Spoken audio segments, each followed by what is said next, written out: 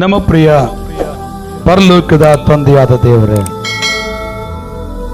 ನಿನ್ನ ಪರಿಶುದ್ಧ ಪಾದದ ಕೆಳಗಡೆ ನಾನು ಸಮರ್ಪಿಸ್ತೇನೆ.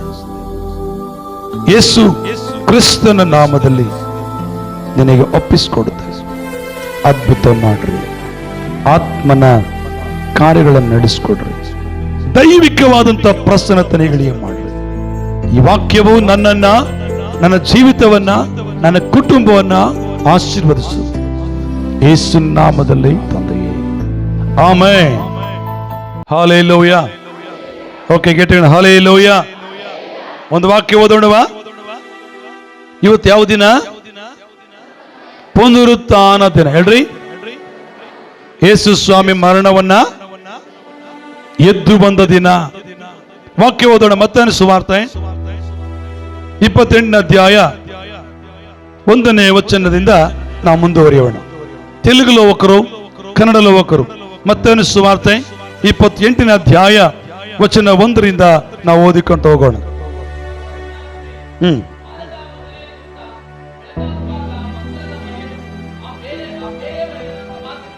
ವಾಕ್ಯದಲ್ಲಿ ಪ್ರಯೋಜನ. ಮತ್ತಾಯನ ಸುವಾರ್ತೆ 28ನೇ ಅಧ್ಯಾಯ 1ನೇ ವಚನದಿಂದ ನಮಗೆ 8ನೇ ವಚನವರೆಗೂ ಅಲ್ಲಿ 8 ವಚನಗಳು ನಮಗೆ ಕಾಣಲ್ಪಡುವಂತ ಮಾತು ಏನು ಗೊತ್ತಾ ಪ್ರಿಯ ದೇವ ಜನರೇ? ಅಲ್ಲಿ ವಾಕ್ಯ ಇರ್ತದೆ, ಯೇಸು ಸ್ವಾಮಿ ಕಲ್ವಾರಿ ಶಿಲುಬೆಯಲ್ಲಿ ಪ್ರಾಣ ಬಿಟ್ಟ ನಂತರ 3ನೇ ದಿನದಲ್ಲಿ ಆತನು ಎದ್ದು ಬರುತ್ತಾನೆಂಬುದಾಗಿ ಆತನು ಬದುಕಿರುವಾಗಲೇ ಹೇಳಿದನು. ಆತನು ಜೀವಂತ ಇರುವಾಗಲೇ ಯೇಸು ಸ್ವಾಮಿ ಎಲ್ಲರಿಗೂ ಹೇಳಿದನು, ನನ್ನನ್ನು ಶಿಲುಬೆಗೆ ಹಾಕ್ತಾರೆ, ನನ್ನನ್ನು ಹೊಡಿತಾರೆ, ನನಗೆ ಅವಮಾನ ಮಾಡ್ತಾರೆ, ನನ್ನ ಹಿಂಸೆ ಕೊಡ್ತಾರೆ, ನನಗೆ ಬಾಧೆ ಕೊಡ್ತಾರೆ, ಲಾಸ್ಟಿಗೆ ನನ್ನನ್ನು ಸತ್ತು ಹೋಗುವಂತೆ ಮಾಡ್ತಾರೆ, ಸಾಧ್ಯನೇ, ಆದರೆ ತಿರುಗಿ ನಾನು ಎದ್ದು ಬರುತ್ತೇನೆ. ಹಲ್ಲೆಲೂಯಾ. ಜೋರೆ ಹೇಳಿ ಹಲ್ಲೆಲೂಯಾ. ಹೇಳಿ ಹಲ್ಲೆಲೂಯಾ. ನಾನು ಸಾಯ್ತಾನೆ, ತಿರುಗಿ ನಾನು ಎದ್ದು ಬರ್ತೇನೆ ಎಂಬುದಾಗಿ ಶಿಷ್ಯರಿಗೂ ಹೇಳಿದ್ದ, ಜನರಿಗೂ ಹೇಳಿದ್ರು, ಎಲ್ಲರಿಗೂ ಈ ಸುದ್ದಿ ಗೊತ್ತಿತ್ತು. ಇವತ್ತು ಅನೇಕ ನಮ್ಮ ಮಹಾನ್ ಪುರುಷರಿದ್ದಾರೆ, ಜೀವ ಸಮಾಧಿ ಆಗಿದ್ದಾರೆ. ಗೊತ್ತಾ?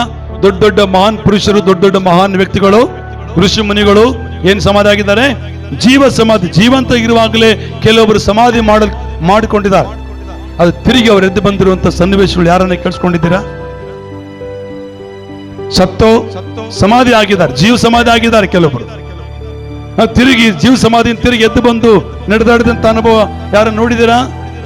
ಪ್ರಪಂಚದಲ್ಲಿ ನಾನು ಓದಿದ ಪುಸ್ತಕದ ಪ್ರಕಾರವಾಗಿ, ಕೆಲವು ಪುಸ್ತಕ, ಎಲ್ಲ ಪುಸ್ತಕ ನನಗೆ ಓದಕ್ಕೆ ಆಗದೇ ಇರಬಹುದು, ಕೆಲವು ಪುಸ್ತಕದ ಓದಿದ ಪ್ರಕಾರವಾಗಿ ಯೇಸು ಮಾತ್ರವೇ ಸಮಾಧಿಯಿಂದ ಎದ್ದು ಬಂದ ಚರಿತ್ರೆ ನಾನು ಓದಿಕೊಂಡಿದ್ದೇನೆ. ಪ್ರಜೆಂದ್ರೆ ಹಲ್ಲೆಲೂಯಾ. ಹೇಳಿದ್ರೆ ಹಲ್ಲೆಲೂಯಾ.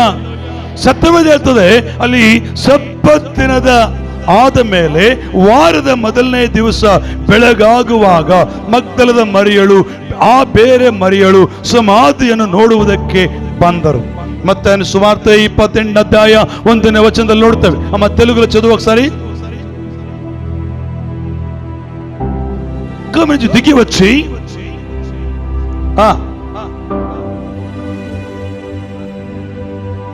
ನೀವು ಭಯಪಡಕುಡಿ, ಹಲ್ಲೆಲೂಯಾ, ನೀನ್ ಭಯಪಡಬೇಡ್ರಿ, ಹೆದರಬೇಡ್ರಿ. ನೀವು ಯೇಸುವನ್ನು ಹುಡುಕ್ತೀರ ಅಂತ ನಮ್ಗೆ ಗೊತ್ತು, ನೀವು ಯೇಸುವನ್ನ ಹುಡುಕ್ತಾ ಇದ್ರೆ ನನಗೆ ಗೊತ್ತು. ಆದ್ರೆ ಯೇಸು ಆತನು ಇಲ್ಲಿ ಇಲ್ಲ, ಆತನು ಎದ್ದಿದ್ದಾನೆ. ಹೇಳ್ರಿ, ಯೇಸು ಸಮಾಧಿಯಲ್ಲಿ ಇಲ್ಲ. ಮಾತಾಡ್ಬೇಕು. ಯೇಸು ಸಮಾಧಿಯಲ್ಲಿ ಇಲ್ಲ, ಎದ್ದಿದ್ದಾನೆ. ಶಬ್ದ ಇಷ್ಟೇನಾ? ಯೇಸು ಸ್ವಾಮಿ ಸಮಾಧಿಯಿಂದ ಎದ್ದು ಕೂಡಲೇ ಮೊದಲನೇದಾಗಿ ಕಾಣಿಸ್ಕೊಂಡದ್ದು ಯಾರಿಗೆ ಗೊತ್ತಾ ಪ್ರತಿಜನರೇ? ನಾವು ಅಂದುಕೊಂಡು ಸ್ತ್ರೀಯರಿಗಂತ. ಸ್ತ್ರೀಯರಿಗೆ ಮುಂಚೆ ಮತ್ತೊಬ್ಬರಿಗೆ ಕಾಣಿಸ್ಕೊಳ್ತಾನೆ ಏಸಯ್ಯ. ಸ್ತ್ರೀಯರಿಗಿಂತ ಮುಂಚಿತ ಮತ್ತೊಬ್ಬರಿಗೆ ಕಾಣಿಸ್ಕೊಳ್ತಾನೆ. ಅದೇ ಮತ್ತೊಂದು ಸುವಾರ್ತೆ 27ನೇ ಅಧ್ಯಾಯದಲ್ಲಿ ನಾವು ವಾಕ್ಯ ಓದಿಕೊಳ್ಳೋಣ. 52ನೇ ವಚನದಿಂದ ಓದಿಕೊಂತ ಬರೋಣ. 52ನೇ ಮತ್ತು ಅವನ ಸಂಗಡ ಯೇಸುವನ್ನು ಕಾಯುತ್ತಿದ್ದವರು ನೋಡಿ ಬಹಳ ಹೆದರಿಕೊಂಡು ದೇವರಿಗೆ ಸ್ತೋತ್ರವಾಗಲಿ. ಮೊದಲದಾಗಿ ಯೇಸು ಸ್ವಾಮಿಯ ಮಹಿಮೆ, ಫಸ್ಟ್ನೇದಾಗಿ ಯೇಸು ಸ್ವಾಮಿಯ ಪ್ರಭಾವ, ಯೇಸು ಸ್ವಾಮಿಯ ಪುನರುತ್ಥಾನ ಶಕ್ತಿಯ ಅನುಭವ, ಒಂದು ಜ್ಞಾನೋದಯ ಯಾರಿಗೆ ಬಂತಂದ್ರೆ ಅಲ್ಲಿ ಕಾವಲು ಕಾಯುವಂತ ಆ ಕಾವಲುಗಾರರಿಗೆ ಬರ್ತದೆ. ಏನಂತ ಬಂತಂದ್ರೆ ನಿಜವಾಗಲೂ ಈತನು ದೇವ ಕುಮಾರನು, ನಿಜವಾಗಲೂ ಈತನು ದೇವ ಕುಮಾರನು. ಅವರು ಹೇಗೆ ಹೇಳಲಿಕ್ಕೆ ಸಾಧ್ಯವಾಯಿತು ಗೊತ್ತಾ? ಯೇಸು ಸ್ವಾಮಿ ಕಲ್ವಾರಿ ಶಿಲುಬೆ ಮೇಲೆ ಪ್ರಾಣ ಬಿಟ್ಟ ಕೂಡಲೇ ಬೈಬಲ್ ವಾಕ್ಯ ಸ್ಪಷ್ಟವಾಗಿ ಹೇಳ್ತದೆ. 50 ವಚನದಿಂದ ನೋಡೋಣ. 27ನೇ ಅಧ್ಯಾಯ ವಚನ 50ರಿಂದ ನೋಡುವುದಾದ್ರೆ ಅಲ್ಲಿ ವಾಕ್ಯ ಹೇಳ್ತದೆ, ಯೇಸು ತಿರುಗಿ ಮಹಾಧ್ವನಿಯಿಂದ ಕೂಗಿ ಪ್ರಾಣ ಬಿಟ್ಟನು. ಆಗ ಇಗೋ ದೇವಾಲಯದ ತೆರೆಯು ಮೇಲಿನಿಂದ ಕೆಳಗಿನವರೆಗೂ ಹರಿದು 2 ಭಾಗವಾಯಿತು. 52ನೇ ವಚನ. ಇದು 2 ಭಾಗವಾಯಿತು. ಭೂಮಿಯು ಅದಿರಿತು, ಬಂಡೆಗಳು ಸಿಡಿದವು, ಸಮಾಧಿಗಳು ತೆರೆದವು, ನಿದ್ದೆ ಹೋಗಿದ್ದ ಅನೇಕ ಭಕ್ತರ ದೇಹಗಳು ಎದ್ದವು. ಮತ್ತು ಆತನು ಎದ್ದ ಮೇಲೆ ಸಮಾಧಿಗಳೊಳಗಿಂದ ಹೊರಗೆ ಬಂದು ಪರಿಶುದ್ಧ ಪಟ್ಟಣದೊಳಗೆ ಹೋಗಿ ಅನೇಕರಿಗೆ ಕಾಣಿಸಿಕೊಂಡರು. ಹಲ್ಲೆಲೂಯಾ. ಫಸ್ಟ್ ಯಾರಿಗೆ ಕಾಣಿಸ್ಕೊಂಡೆ? ಏಸಯ್ಯ. ಯಾರಿಗೆ ಕಾಣಿಸ್ಕೊಂಡಿಲ್ಲಿ? ಚರಿಗಳಿ. ತನ್ನ ಕಾವಲು ಅಂದ್ರೆ ಯೇಸು ಸ್ವಾಮಿ ಸಮಾಧಿಯನ್ನು ಕಾಯಲಿಕ್ಕೆ ಸೆಕ್ಯೂರಿಟಿಯನ್ನು ಇಟ್ಟಿದ್ದಾರೆ. ಯಾಕೆ ಇಟ್ಟಿದ್ದಾರೆ ಗೊತ್ತಾ? ಆಗಿನ ಪರಿಸಾಯದವರು, ಆಗಿನ ಸದ್ದುಕಾಯದವರು, ಆಗಿನ ದೇವರನ್ನ ವಿರೋಧಿಸುವ ಜನರು ಏನಂತ ಗೊತ್ತಿತ್ತು ಅಂದ್ರೆ ಈತನು ಏನ್ ಬೇಕಾದ್ರೂ ಮಾಡಬಲ್ಲ ಗೊತ್ತಿತ್ತು ಅವರಿಗೆ. ಈತನು ಹೇಳ್ದಂಗೆ ಎದ್ದು ಬರಬಹುದು ಕೂಡ ಗೊತ್ತಿತ್ತು ಅವರಿಗೆ. ಅದಕ್ಕಾಗಿ ಯೇಸು ಸ್ವಾಮಿ ಸಮಾಧಿಯನ್ನ ಕಾವಲಿರಿಸಿದ್ದಾರೆ. ಯೇಸು ಸ್ವಾಮಿ ಸಮಾಧಿಯನ್ನು ಕಾಯ್ದಕ್ಕೆ ಸೆಕ್ಯೂರಿಟಿ ಇಟ್ಟಿದ್ದಾರೆ. ವಾಕ್ಯ ನಿಮಗೆ ಅರ್ಥವಾಗಲಿಕ್ಕಂದ್ರೆ 62ನೇ ವಚನ, 27ನೇ ಅಧ್ಯಾಯ 62ನೇ ವಚನದಿಂದ ಓದಿದರೆ ನಿಮಗೆಲ್ಲ ಅರ್ಥವಾಗ್ತದೆ ಅಂದ್ಕೊಳ್ತಾನೆ. ವಚನ 62 ಓದೋಣ. ಮರುದಿನ ಅಂದರೆ ಸೌರಣೆಯ ದಿನ ಕಳೆದ ಮೇಲೆ ಮಹಾಯಾಜಕರು ಪರಿಸಾಯರು ಪಿಲಾತನ ಬಳಿಗೆ ಕೂಡಿ ಬಂದು, ದೊರೆಯೇ, ಆ ಮೋಸಗಾರನ ಬಂದು ಬದುಕಿದ್ದಾಗ ತಾನು 3 ದಿನದ ಮೇಲೆ ಹೇಳುತ್ತೇನೆ ಅಂತ ಹೇಳಿದ್ದು ನಮ್ಮ ನೆನಪಿಗೆ ಬಂತು. ಆದ ಕಾರಣ 3ನೇ ದಿನದ ತನಕ ಸಮಾಧಿಯನ್ನು ಭದ್ರ ಮಾಡಿ ಕಾಯುವುದಕ್ಕೆ ಅಪ್ಪಣೆ ಕೊಡಬೇಕು. ಇಲ್ಲದಿದ್ದರೆ ಅವನ ಶಿಷ್ಯರು ಬಂದು ಅವನನ್ನು ಕದ್ದುಕೊಂಡು ಹೋಗಿ ಸತ್ತವನು ಬದುಕಿ ಬಂದಿದ್ದಾನೆ ಎಂದು ಹೇಳಾರು. ಆಗ ಮೊದಲನೇ ಮೋಸಕ್ಕಿಂತ ಕಡೆಯ ಮೋಸವು ಕೇಡಾದೀತು ಅಂದರು. ಪಿಲಾತನು ಅವರಿಗೆ, ಕಾವಲುಗಾರ ತಕ್ಕೊಳ್ಳಿರಿ, ಹೋಗಿ ನಿಮಗೆ ತಿಳಿದ ಹಾಗೆ ಭದ್ರ ಮಾಡಿ ಕಾಯಿರಿ ಎಂದು ಹೇಳಲಾಗಿ ಅವರು ಹೊರಟು ಕಾವಲುಗಾರರೊಂದಿಗೆ ಆ ಕಲ್ಲಿಗೆ ಮುದ್ರೆ ಹಾಕಿ ಸಮಾಧಿಯನ್ನು. ಹಲ್ಲೆಲೂಯಾ. ಅವ್ರು ಏನ್ ಕಾಯ್ತಾ ಇದಾರೆ? ಒಂದ್ ಬ್ಯಾಂಕಾ, ಒಂದ್ ಆಫೀಸಾ, ಒಂದ್ ಬಿಲ್ಡಿಂಗಾ, ಒಂದ್ ಮನೇನಾ? ಏನ್ ಕಾಯ್ತಾ ಇದಾರೆ? ಹಲ್ಲೆಲೂಯಾ. ಹೇಳಿದ್ರೆ ಹಲ್ಲೆಲೂಯಾ. ಮೇಲೆ ಕೇಳ ಹಲ್ಲೆಲೂಯಾ. ಯೇಸು ಸ್ವಾಮಿ ಬದುಕಿರುವಾಗಲೇ ಹೇಳಿದ್ದನು, ನನ್ನ 3ನೇ ದಿನದಲ್ಲಿ ಎದ್ದು ಬರ್ತೇನೆ. ನನ್ನನ್ನ ಸಮಾಧಿ ಮಾಡ್ತಾರೆ, ನನ್ನ ಸಾಯಿಸ್ತಾರೆ, ಆದರೂ ನಾನು ಎದ್ದು ಬರ್ತೇನೆ. ಆ ಪರಿಸಾಯ, ಆ ಯಾಜಕರು ಏನ್ ಪ್ಲಾನ್ ಮಾಡಿದ್ರು? ಹೇಗೋ ಈತನ ಎಬ್ಬಿಸಬಾರ್ದು, ಈತನ ಎದ್ದು ಬರಕ್ ಬಿಡಬಾರ್ದು, ಈತನ ಎದ್ದು ಬರಕ್ ಬಿಡಬಾರ್ದು ಎಂಬುದಾಗಿ ಏನ್ ಮಾಡಿದ್ದಾರೆ? ಆ ಸಮಾಧಿಯನ್ನ ಸೆಕ್ಯೂರಿಟಿಯಾಗಿ ಭದ್ರ ಮಾಡಿ ಲಾಕ್ ಮಾಡಿದ್ದಾರೆ.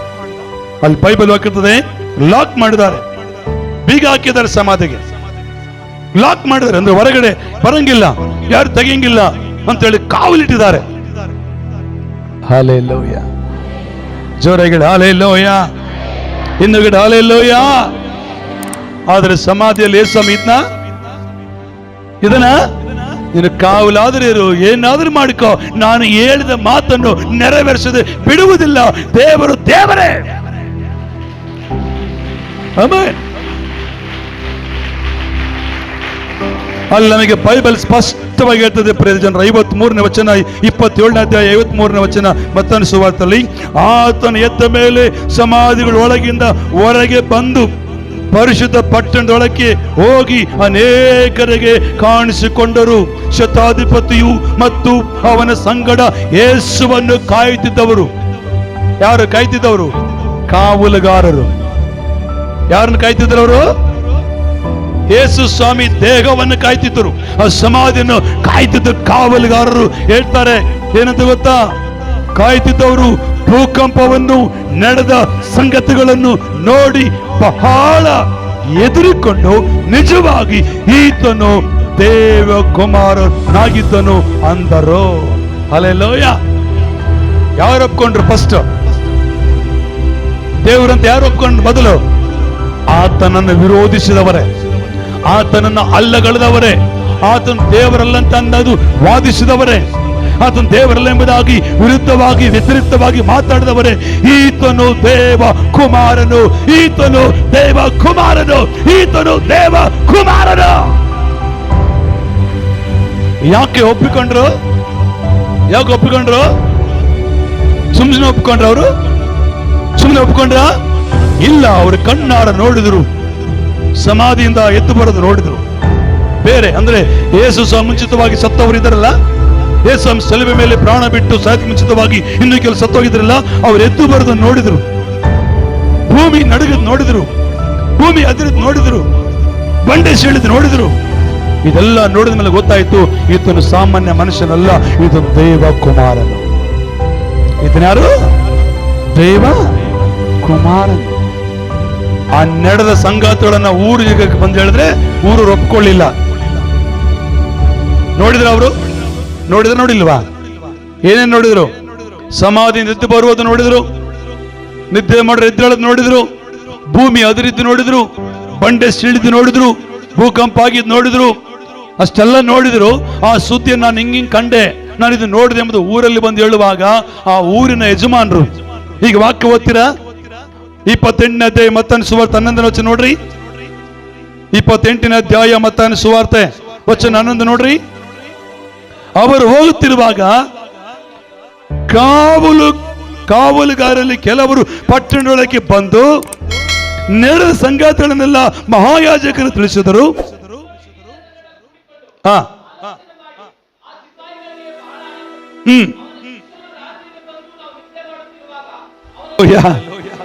ಎಷ್ಟು ಜನ ಇದ್ದಾರೆ ನೋಡ್ರಿ. ಸುಳ್ಳು ಸಾಕ್ಷಿ ಹೇಳಿಸ್ತಾ ಇದ್ದಾರೆ. ಏನ್ ಸಾಕ್ಷಿ ಹೇಳ್ತಾರೆ ಇವರು? ಅಲ್ಲಿ ನಮಗೆ 27ನೇ ಅಧ್ಯಾಯ 53ನೇ ವಚನದಿಂದ ನಮಗೆ 56ನೇ ವಚನ ನೋಡಿದ್ರೆ ಅವ್ರು ನಡೆದ ಸಂಗಾತಿಯನ್ನು ಒಪ್ಪಿಕೊಂಡ್ರು. ಈತನು ದೇವಕುಮಾರನ್ ಅಂತ ಹೇಳಿದ್ರು, ಈತನು ಪರಾತ್ಮನ್ ಅಂತ ಹೇಳಿದ್ರು, ಈತನು ದೇವರಂತ ಒಪ್ಪಿಕೊಂಡ್ರು. ಆದರೆ ಈ ಸುದ್ದಿಯನ್ನ ಊರಲ್ಲಿ ಬಂದು ಹೇಳುವಾಗ ಅಲ್ಲಿ ಮಹಾಯಾಜಕರು ಏನ್ ಮಾಡಿದ್ರಂತೆ?